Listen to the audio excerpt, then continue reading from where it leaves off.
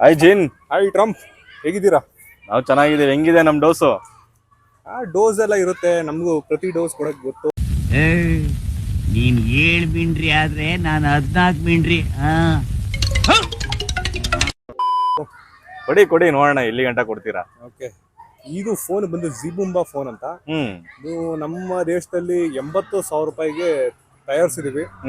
ನಿಮ್ಮ ದೇಶದಲ್ಲಿ ಇದಕ್ಕೆ ಒಂದು ನಿಖರವಾದ ಬೆಲೆ ಹೇಳಿದ್ರೆ ಮೇಲಲ್ಲಿ ಕಳ್ಸದ್ನಲ್ಲ, ನೋಡ್ಲಿಲ್ವಾ? ಮೇಲ್ ಮಾಡಿದೀನಲ್ಲ. ಅದೇ ಅದು ನೋಡ್ದು, ಅದಕ್ಕೆ ಕೇಳ್ತಾ ಇದೀವಿ ಇನ್ನೊಂದ್ಸತಿ ಯಾವ ರೇಟ್ ಅಲ್ಲಿ. 80,000 ನಮ್ ದೇಶಕ್ಕೆ ಬರೋ ಹೊತ್ತಿಗೆ ಇದು 1,80,000 ಆಗುತ್ತೆ.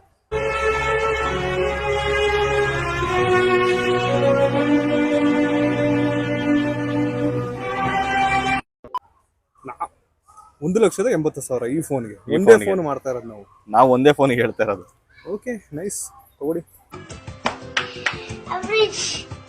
ಓಕೆ, ನೋಡೋಣ ನಿಮ್ ಫೋನ್ ಬಗ್ಗೆ. ಇದು ಇಯರ್ ಬಡ್ಸ್ ನಮ್ಮ ದೇಶದ ಸ್ಟಾರ್ಟ್ಅಪ್ ಹುಡುಗರು ಕಷ್ಟಪಟ್ಟು ಮಾಡಿದ್ದಾರೆ. ನಮ್ ದೇಶದಲ್ಲಿ ಇದು 3,000. ನಿಮ್ ದೇಶದಲ್ಲಿ ಎಷ್ಟು ಹೇಳ್ಬಿಡಿ?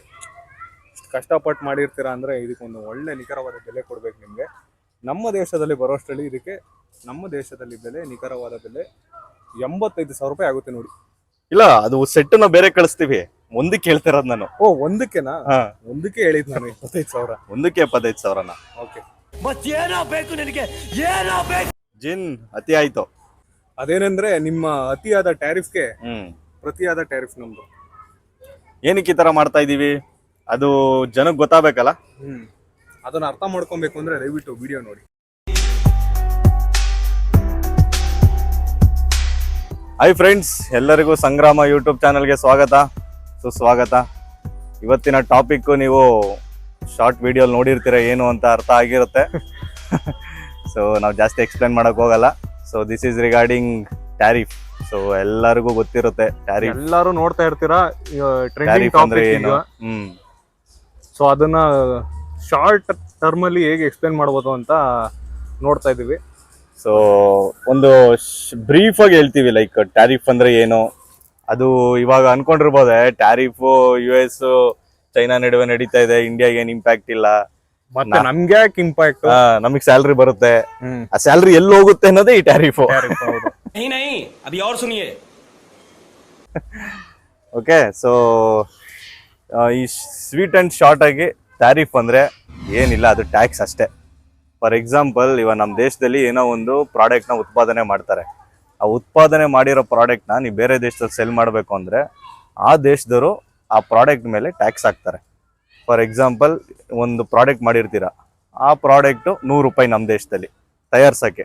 ಅದನ್ನು ನೀವು ಬೇರೆ ದೇಶದಲ್ಲಿ ಸೆಲ್ ಮಾಡಬೇಕು ಅಂದರೆ ಆ ದೇಶದವನು 20% ಟ್ಯಾಕ್ಸ್ ಹಾಕ್ತಾನೆ.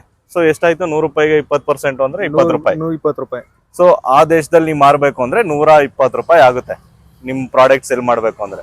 ಸೊ ಇದನ್ನೇ ಟ್ಯಾರಿಫ್ ಅನ್ನೋದು. ಆ ದೇಶದವ್ರು ಹಾಕೋ ಟ್ಯಾಕ್ಸ್ನೇ ಟ್ಯಾರಿಫ್ ಅಂತ ಹೇಳ್ತೀವಿ. ಆ ದೇಶದವ್ರಿಗೆ ಏನ್ ಬೆನಿಫಿಟ್? ಸೊ ಈ 120 ಇವ ನಮ್ಮ ದೇಶದಲ್ಲಿ ₹100, ಬೇರೆ ದೇಶದಲ್ಲಿ ₹120. ಬೇರೆ ದೇಶದವರು ಏನಕ್ಕೆ ನಮ್ಮ ದೇಶದ ಮೇಲೆ ಹಾಕ್ತಾರೆ ಈ ತರ ಟ್ಯಾರಿಫ್? ಹೇಳ್ಗುರು.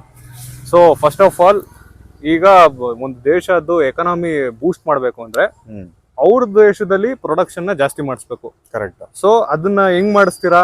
ಅಲ್ಲಿ ಜನರು ಅಲ್ಲಿರೋ ಪ್ರಾಡಕ್ಟ್ಸ್ ನ ಜಾಸ್ತಿ ಕನ್ಸ್ಯೂಮ್ ಮಾಡ್ಬೇಕು. ಇದನ್ನ ಹೆಂಗೆ ಮಾಡೋದು? ಈ ಎಕ್ಸಾಂಪಲ್, 1 ಪೌಂಡ್ ಬ್ರೆಡ್ ಆ ದೇಶದಲ್ಲಿ ₹100 ಮಾರ್ತಾ ಇದಾರೆ ಅನ್ಕೊಳ್ಳಿ. ಇನ್ನೊಂದು ದೇಶ ಅದೇ 1 ಪೌಂಡ್ ಬ್ರೆಡ್ ನ ಒಂದು ₹80ಗೆ ಆ ದೇಶದಲ್ಲಿ ಮಾರ್ತಾ ಇದೆ ಅನ್ಕೊಳ್ಳಿ. ಯಾಕೆ ಅಲ್ಲಿನ ಜನ ₹100 ಕೊಟ್ಟು ತಗೊಂತಾರೆ, ಸೊ ಅಲ್ಲಿನ ಜನ ₹80ಗೆ ತಗೊಂತಾರೆ. ಇದನ್ನ ಬೂಸ್ಟ್ ಮಾಡಕ್ಕೆ ಅವ್ರೇನ್ ಮಾಡ್ತಾರೆ, ₹80 ಬೇರೆ ದೇಶದವ್ರು ಏನ್ ಮಾಡ್ತಾ ಇದಾರೆ ಆ ಬ್ರೆಡ್ಗೆ ಒಂದು 40% ಅಂತ ಟ್ಯಾಕ್ಸ್ ಹಾಕಿ ₹110 ಅನ್ಕೊಳ್ಳಿ, ₹10 ಜಾಸ್ತಿ ಆಯ್ತು ಅನ್ಕೊಳ್ಳಿ. ಅವಾಗ ಅಲ್ಲಿರೋ ಜನ ಅವ್ರ ದೇಶದಲ್ಲಿ ಬೆಳಿತಿರೋ ಬ್ರೆಡ್ಗೆ ಹೋಗಿ ತಗೊಂತಾರೆ, ಇಂಪಾರ್ಟೆನ್ಸ್ ಕೊಡ್ತಾರೆ. ಸೊ ಅಲ್ಲಿಂದ ಆ ದೇಶದ ಬ್ರೆಡ್ ನ ಫಾರ್ಮರ್ ಎಷ್ಟು ಏನ್ ಬೆಳೆದಿರ್ತಾರೆ, ಅಲ್ಲಿ ಫಾರ್ಮರ್ಸ್ಗೆ ಒಂದು ಬೆಲೆ ಸಿಕ್ತು, ಅಲ್ಲಿಂದ ಬ್ರೆಡ್ ಕಂಪ್ನಿಗೆ ಅವ್ರಿಗೆ ಒಂದು ಬೆಲೆ ಸಿಕ್ತು. ಸೊ ಈ ರೀತಿ ಅವ್ರದ್ದು ಎಕಾನಮಿ ಬೂಸ್ಟ್ ಮಾಡ್ದಂಗ ಆಗುತ್ತೆ. ಕರೆಕ್ಟ್, ಆಯ್ತಾ? ಇದು ಟ್ಯಾರಿಫ್ ಇಂದ ಆ ದೇಶಕ್ಕಾಗೋ ಒಂದು ಬೆನಿಫಿಟ್. ಇದು ಒಂದು ಜನರಿಕ್ ಎಕ್ಸಾಂಪಲ್ ಕೊಟ್ಟು ನಾನು ಹೇಳ್ದೆ ಈಗ. ಸೊ ಅದನ್ನೇ ನೀನು ಒಂದು ಟೆಕ್ನಿಕಲ್ ಆಗಿ ಒಂದು ರೀಸನ್ ಕೊಡು, ಹೇಗೆ ಎಕನಾಮಿ ಬೂಸ್ಟ್ ಮಾಡುತ್ತೆ ಇದು ಒಂದು ಟ್ಯಾರಿಫ್ ಇಂದ ಆ ದೇಶಕ್ಕೆ.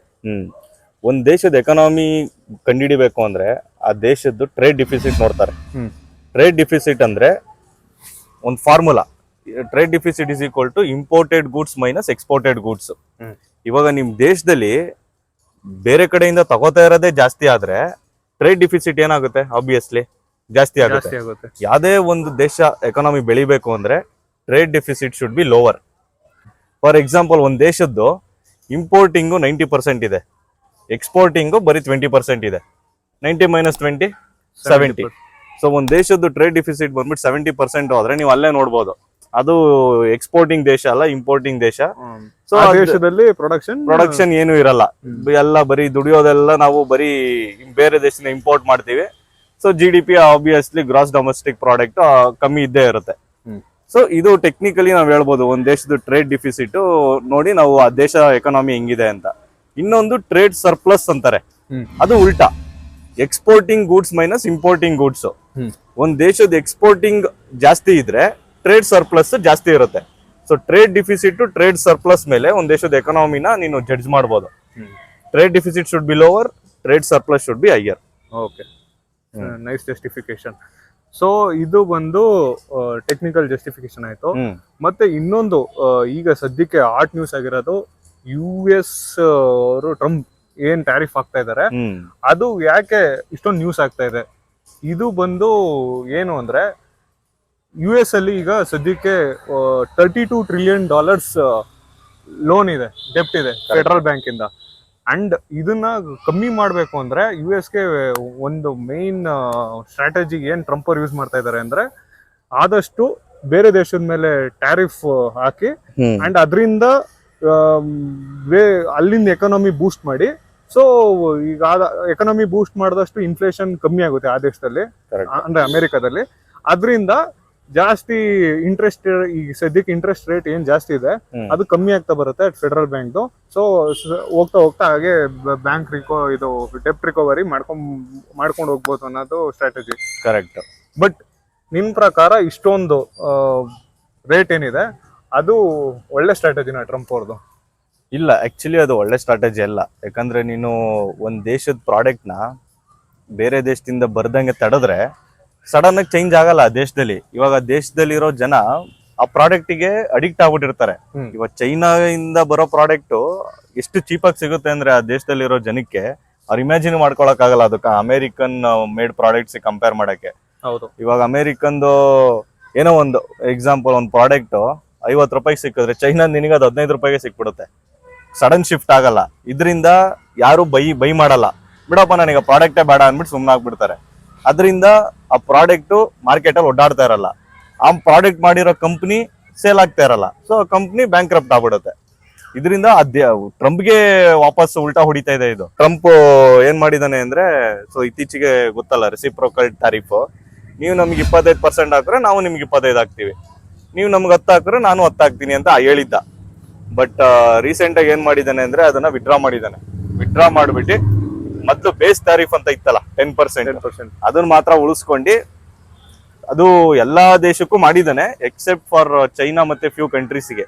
ಅವ್ರಿಗೆ ಆಗದೆ ಇರೋ ಕಂಟ್ರೀಸ್ ನಾರ್ತ್ ಕೊರಿಯಾ, ಚೈನಾ ಮತ್ತೆ ಇನ್ಯಾವ್ದು ರಷ್ಯಾನ ಏನೋ ಇರ್ಬೋದೇನೋ. ಸೊ ಈ ಕಂಟ್ರೀಸಿಗೆ 10% ಬೇಸ್ ಟ್ಯಾರಿಫ್ ಮತ್ತೆ ಅವ್ನು ಹಾಕಿರೋ ಟ್ಯಾರಿಫ್ ಎರಡನ್ನೂ ಆಡ್ ಮಾಡಿದಾನೆ. ಬಟ್ ಇಂಡಿಯಾ, ವಿಯೆಟ್ನಾಮು ಇದಕ್ಕೆಲ್ಲ 10% ಟ್ಯಾರಿಫ್ ಇಂಡಿಯಾಗೆ ಬೇಸ್ ಇಟ್ಕೊಂಡಿದ್ದಾನೆ. ಇಂಡಿಯಾಗೆ 26% ಹಾಕಿದ್ದ. ಸೊ ಟಿಲ್ ಜುಲೈ 9th ಗಂಟ ಅದನ್ನ ವಿತ್ಹೋಲ್ಡ್ ಮಾಡಿದ್ದಾನೆ.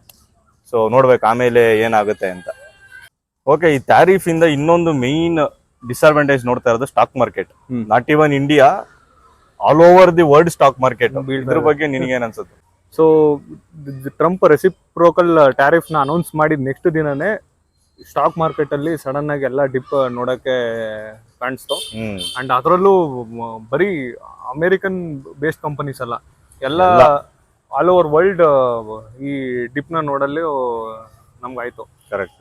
ಸೊ ಇದಕ್ಕೆ ಮೇನ್ ರೀಸನ್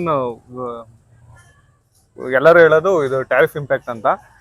ಅದು ಹೌದು, ಯಾಕೆಂದ್ರೆ ಎಕ್ಸಾಂಪಲ್ ಸಡನ್ ಆಗಿ ಇಷ್ಟೊಂದು % ಇದು ಟ್ಯಾರಿಫ್ ಹಾಕಿದ್ರೆ ಯಾಕೆ ಆ ಕಂಪನೀಸು ಒಂದಷ್ಟು ಅವ್ರದ್ದು ಮಾಡಿರೋ ಪ್ರಾಡಕ್ಟ್ಸ್ ನ ಅಲ್ಲಿ ಯಾಕೆ ಮಾರ್ತಾರೆ? ಸೊ ಸಡನ್ ಆಗಿ ಶಿಫ್ಟ್ ಆಗುತ್ತೆ. ಕರೆಕ್ಟ್. ಸೊ ಈ ರೀಸನ್ ಟೆಕ್ನಿಕಲಿ ಇಂಪ್ಯಾಕ್ಟ್ ಮಾಡ್ತಾ ಇದೆ ಶೇರ್ ಮಾರ್ಕೆಟ್ ಅಲ್ಲಿ. Correct. ಬಟ್ ನಾವು ಇದನ್ನ ಅಷ್ಟು ಸೀರಿಯಸ್ ಆಗಿ ತಗೊಂಡು ಸ್ಟಾಕ್ ಮಾರ್ಕೆಟ್ ಬಗ್ಗೆ ಪ್ಯಾನಿಕ್ ಆಗೋ ಅವಶ್ಯಕತೆ ಇಲ್ಲ. ಯಾಕೆಂದ್ರೆ ಇದು ಟ್ರಂಪ್ಗೂ ಗೊತ್ತು ಇದು ಜಾಸ್ತಿ ದಿನ ಈ ಸ್ಟ್ರಾಟಜಿ ವರ್ಕ್ ಆಗಲ್ಲ. ಅಂಡ್ ಎಕಾನಮಿ ಯಾವಾಗ್ಲೂ ಗಿವ್ ಅಂಡ್ ಟೇಕ್ ತರನೇ ಇರಬೇಕು. ಕರೆಕ್ಟ್. ಸೊ ನೀನ್ ಯಾವಾಗ್ಲೂ ಇಷ್ಟು ದಿನ ಒಂಥರ ಇದ್ಬಿಟ್ಟು ಸಡನ್ ಆಗಿ ಚೇಂಜ್ ಆಗ್ತೀನಿ ಅಂದ್ರೆ ಅದು ವರ್ಕ್ ಆಗಲ್ಲ. ಸೊ ನೋಡ್ಬೇಕು ಸ್ವಲ್ಪ ದಿನ ಆದ್ಮೇಲೆ ಇದು ಎಲ್ಲ ಕಾಮನೈಸ್ ಆಗಿ ಮತ್ತೆ ಗ್ರೀನ್ ಕಡೆ ಬರೋಣ, ಗ್ರೀನ್ ಕಡೆ ಬರುತ್ತೆ ಅನ್ಸುತ್ತೆ. ಒಂದು ಪ್ರಾವರ್ಬ್ ಹೇಳ್ಬೇಕು ಅಂದ್ರೆ ಈ ಇತ್ತೀಚಿನ ಸ್ಟಾಕ್ ಮಾರ್ಕೆಟ್ ಆಗ್ತಾ ಇರೋ ಎಫೆಕ್ಟ್ ಅಲ್ಲಿ ಕತ್ಲಾದ್ಮೇಲೆ ಬೆಳಕ್ ಬಂದೇ ಬರುತ್ತೆ. ಹೌದು, ಇಲ್ಲೂ ಕತ್ಲಾಗ್ತಾ ಇದೆ, ಬೇಗ ವಿಡಿಯೋ ಮುಗಿಸು. ಸೊ ಗೆಳೆಯರೇ, ಇದಾಗಿತ್ತು ಈ ವಾರದ video on US tariff and it's impact on other countries. So ಈ ವಿಡಿಯೋಯಿಂದ ನಿಮಗೆ ಟ್ಯಾರಿಫ್ ಅಂದ್ರೆ ಏನು, ಅದ್ರ ಇಂಪ್ಯಾಕ್ಟ್ಸ್ ಏನು, ಅಟ್ಲೀಸ್ಟ್ ಬೇಸಿಕ್ ಆದ್ರೂ ಗೊತ್ತಾಗಿದೆ ಅನ್ಕೋತೀವಿ. ಅದೇ ನಮ್ಮ ಫೈನಲ್ ಇಂಟೆನ್ಷನ್. ಸೊ ಇದೇ ತರ ಡಿಫ್ರೆಂಟ್ ಕಂಟೆಂಟ್ಸ್ ಬರ್ತಾ ಇರ್ತವೆ ಫ್ರೆಂಡ್ಸ್, ನೋಡ್ತಾ ಇರಿ, ಸಪೋರ್ಟ್ ಮಾಡ್ತಾ ಇರಿ. ಅಂಡ್ ಜಾಸ್ತಿ ಇಂಟ್ರಾಕ್ಷನ್ಸ್ ಮಾಡಿ ಅಂಡ್ ಲೈಕ್ ಶೇರ್ ಮಾಡಿ ನಮ್ಮನ್ನು ಬೆಳೆಸಿ. Thank you.